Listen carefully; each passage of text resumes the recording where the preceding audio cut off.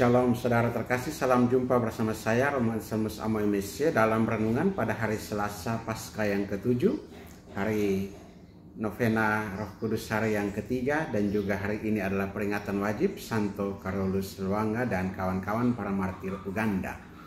Semoga Anda dalam keadaan baik dan sehat selalu. Saudara, dalam doa Yesus kepada Bapa yang kita kenal sebagai doa Imam Agung, dalam Yohanes pasal 17, Yesus menyatakan secara terang, inilah hidup yang kekal itu, mengenal Engkau satu-satunya Allah yang benar, dan mengenali Yesus Kristus yang Engkau utus. Ini adalah inti dari keselamatan. Bukan hanya mengetahui tentang Allah, tetapi mengenal Allah secara pribadi dan intim.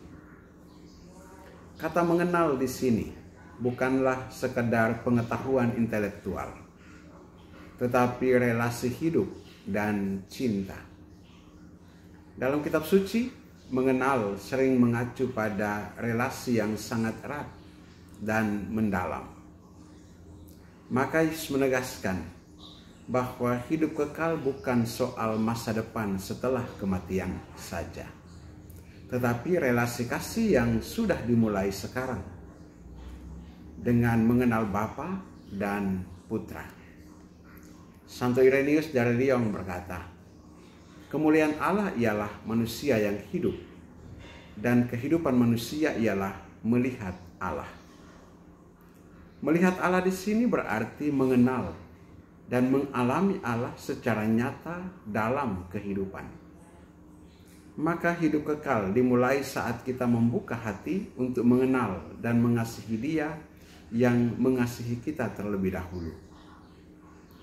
Paus Benediktus ke-16 dalam Spe Salvi juga mengatakan, hidup kekal bukanlah hidup yang terus-menerus berlangsung dalam waktu tanpa akhir, melainkan momen yang dipenuhi oleh kasih, sehingga waktu berubah menjadi kepenuhan. Yesus sendiri adalah jalan menuju pengenalan akan Bapa. Maka siapa yang ingin mengenal Allah harus tinggal di dalam Yesus, mendengarkan Dia, mengikuti Dia, dan hidup dalam kasih-Nya.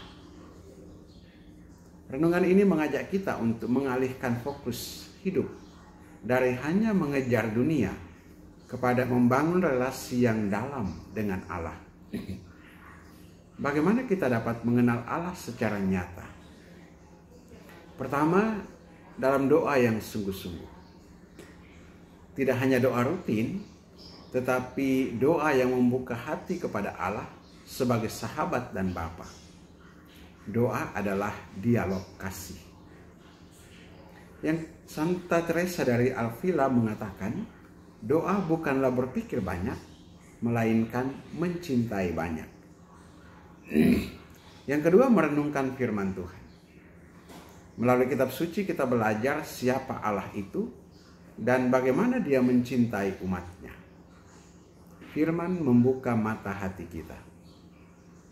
Yang ketiga, menerima sakramen.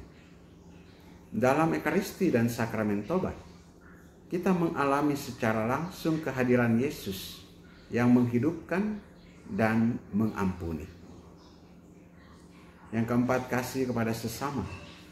Siapa yang mengasihi, ia mengenal Allah. Bandingkan 1 Yohanes pasal 4 ayat 7. Maka kasih bukan hanya perintah, tetapi jalan menuju Allah. Yang kelima, hidup dalam Roh Kudus. Novena Pentakosta ini mengundang kita membuka hati kepada Roh Kudus, agar Dialah yang mengajar, mengingatkan, dan memimpin kita kepada seluruh kebenaran. Yohanes pasal 14 ayat 26. Ketika kita mengenal Allah secara pribadi, kita menemukan damai sejati, tujuan hidup, dan kekuatan untuk menghadapi tantangan. Saudara-saudari terkasih, dalam terang firman hari ini dan semangat novena Pentakosta, bukalah hatimu kepada Roh Kudus. Mintalah kepadanya, Tuhan, ajarlah aku untuk mengenal-Mu lebih dalam. Luangkan waktu setiap hari untuk berdoa dengan hati, membaca kitab suci, dan mencintai sesama. Karena mengenal Allah bukanlah beban, tetapi sukacita yang memerdekakan. Mari kita jalani hari ini dalam roh, agar kita makin mengenal Allah yang adalah sumber hidup kekal. Datanglah ya Roh Kudus, dan bukalah mata hati kami untuk mengenal Allah yang hidup melalui Yesus Kristus Tuhan kami. Amin. Berkat Allah yang Maha Kuasa turun dan tinggal atasmu, dalam nama Bapa dan Putra dan Roh Kudus. Amin.